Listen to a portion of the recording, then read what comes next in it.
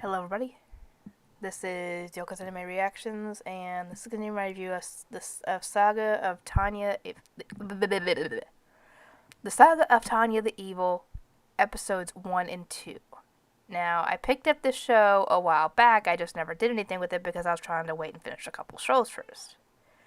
I ended up taking off a couple of shows off my list, not because I had finished them, but because, I asked you guys what shows you want me to take off, and I ended up taking off Shiji Yugi and Lucky Star.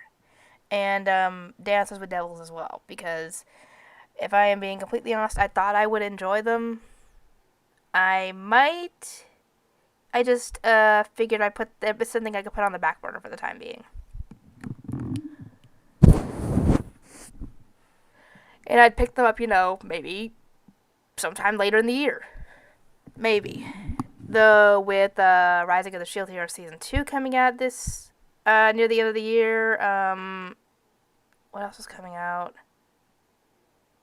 I don't know what else is coming out this year, but I do know that Attack on Titans, the rest of Season 4, is coming out next year, so that's being picked up as well when that happens. I just wish that they would release the English dub and the Japanese dub at the same time. I wish they would do that so much. That would make things a lot easier. And, so yeah, I got done with a couple shows, took off a few shows.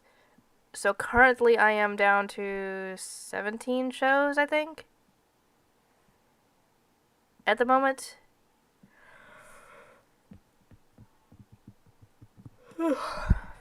And, so yeah. Normally with an isekai show, anime, whatever, the isekai part happens in the first episode. Konosuba, Overlord, what else? Shoot, those are the main ones that popped in my head first. Any isekai anime, essentially, that happens in the first episode. Always. Saga of Tanya the Evil is not like those. The isekai episode is episode 2. Episode 1 put you in the thick of things, and I was watching and I was like, wait, what happened to the isekai part? Because I know it's an isekai, because they are in an isekai quartet. Speaking of which, as soon as I finish Saga of Tanya the Evil, I'm picking that one up. So you guys will get to see that too, and I know some people have been asking me for that one.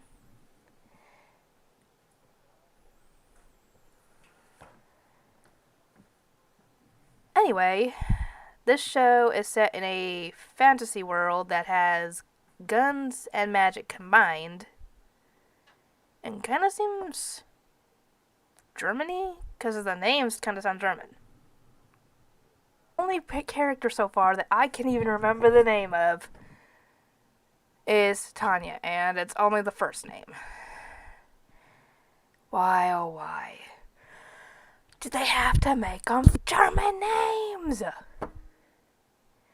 And while I was watching it, I could swear I recognized the voice for Tanya. I couldn't place it at first. It is Anna from Shimonetta. Ryan, the guy with the purplish hair from the first 2 episodes, his voice sounded familiar to me too, but I couldn't place that one. Could somebody please let me know what the voice actor is? Or what the character is of the voice that sounds familiar? Anyway,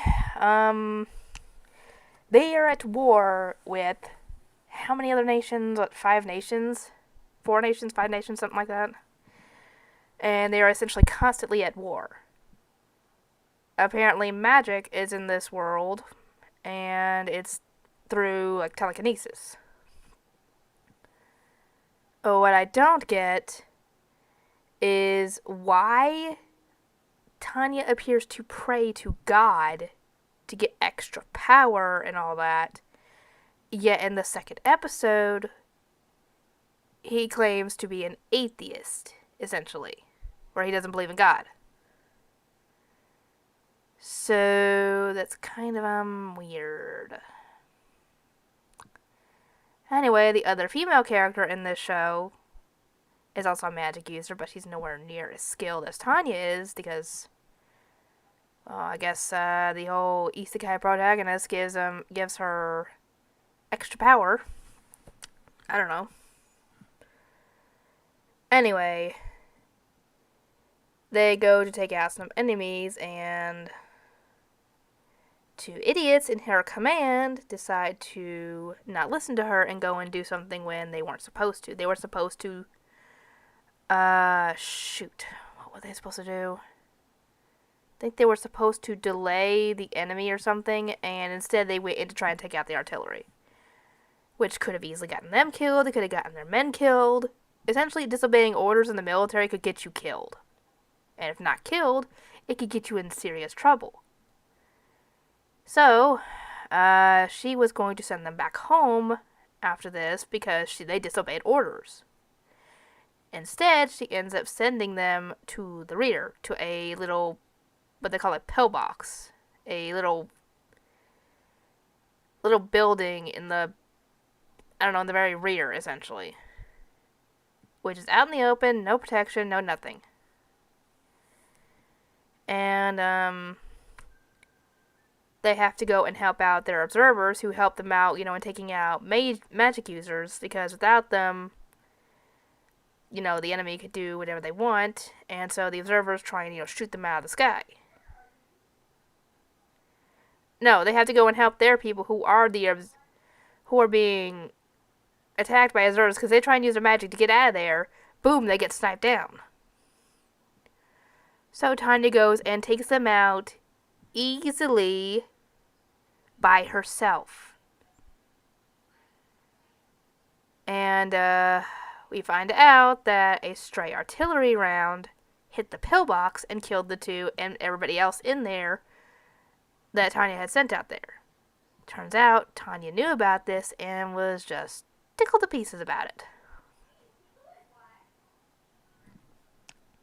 We find out that Tanya used to be a higher up in a company, I don't know what company it is, but in Tokyo, Japan in 2013, I think it said. I think it was 2013, 2018, something like that. And he had to fire somebody who was, late a few times and wasn't pulling his weight like he was supposed to, despite his, his bosses telling him to pick it up the pace.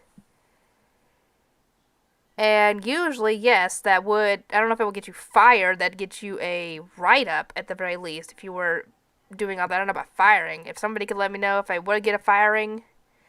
So if it would normally get him a firing in this world, then the guy was well within his right to do so. And probably was justified. The guy didn't like that though. And later on, he ends up pushing his old boss onto the subway track right as the train is coming. And right before it hits him, God decides to speak with him and tell him that he essentially is going to be reincarnated. And the guys tell him, I don't believe in all this. You aren't God. God doesn't exist.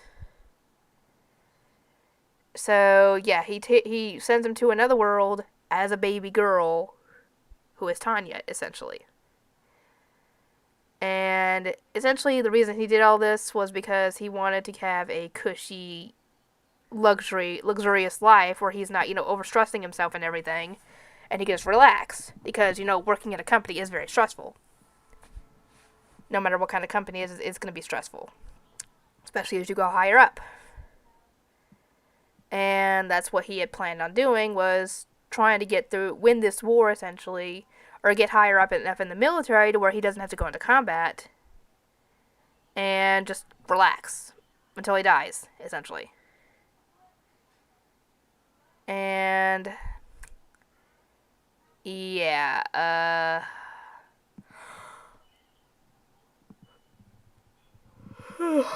he ends up joining the military at a young age, despite, being told, wait until you're a little older before you do this. But he was like, no, best to do this now so I can work my way up and get the heck out of here as quick as possible so I can relax. On his first, first ever patrol on his own, her own, whatever, she runs into enemy magic users. She ends up taking out 4 of them at least, and the enemy got away. No, the enemy didn't get away. No, she ran out of ammo when she was fighting them, and decided, screw it, I don't need ammo, and then went in and essentially blew herself up. Didn't kill her, obviously, And thankfully, at that point, the reinforcements had shown up. She ends up getting a silver wings of honor, essentially, it's like a purple heart type thing, basically as a reference. Obviously, they send her back in after she's recovered because, I mean, we see her later on doing a lot more than if she had just been, retired and that'd be it. So, yeah, I am curious as to how the show will go. As soon as I finish Saga of Tanya the Evil, I will pick up Isekai Quartet. So those of you who've been asking me to do that show, you will get your wish. Anyway, I'll see you guys next time.